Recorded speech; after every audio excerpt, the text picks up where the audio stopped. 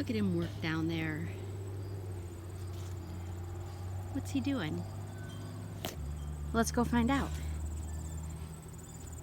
We'll find out about composting and soil building with a word from Steve.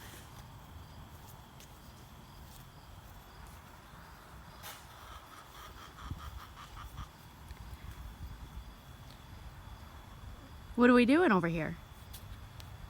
Digging in the dirt. Is it a grave? Did somebody do something? It's gonna be mine. Your grave? I'm gonna dig the hole, fall right in it, and that's it. That's the end of me. What the hell is going on over here, Steve? Well, it's Can we have a word?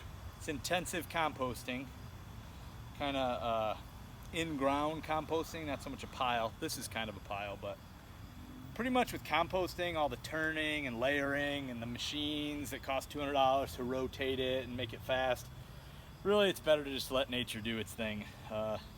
Worms, I've said again and again, worms. Put your stuff right in the ground, bury it, 18, 20 inches, something where critters won't mess with it. Cover it up, let the worms do the thing, plant your crops on top of it.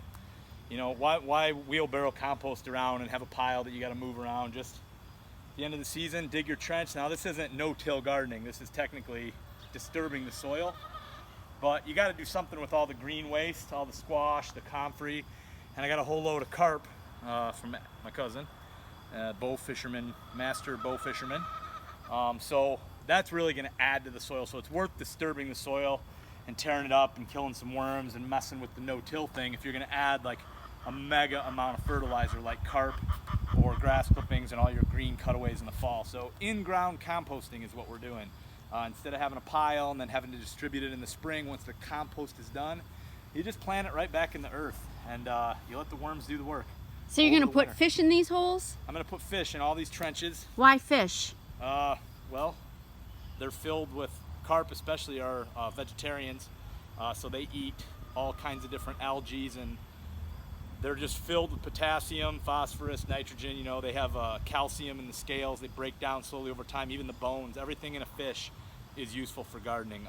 Any fish guts, fish, stuff that you don't want to use, always bury them in your garden and under your plants. The key is getting them deep enough where your dog won't dig them up or the raccoons won't dig them up.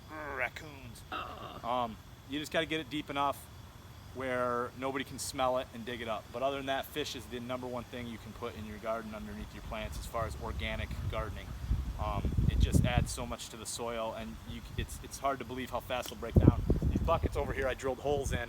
I'm going to do an experiment where I'm actually going to put the carp in the buckets, and I'm going to bury the buckets here in this trench, cover them all up with soil. I have a real bad mole problem, so I kind of want to see how fast these carp get eaten by worms, and then all that concentrated worm casings and broken down fish is going to be in these buckets, which I can lift up and move around and put small amounts of it around the plants. It'll be filled with just a concentrated fish. So kind of 2 things I'm doing with the fish. I'm planting them in the trenches where plants are going to grow on top, and I'm also doing an experiment where I'm going to kind of make fish compost buckets that can be dug up and used in the spring.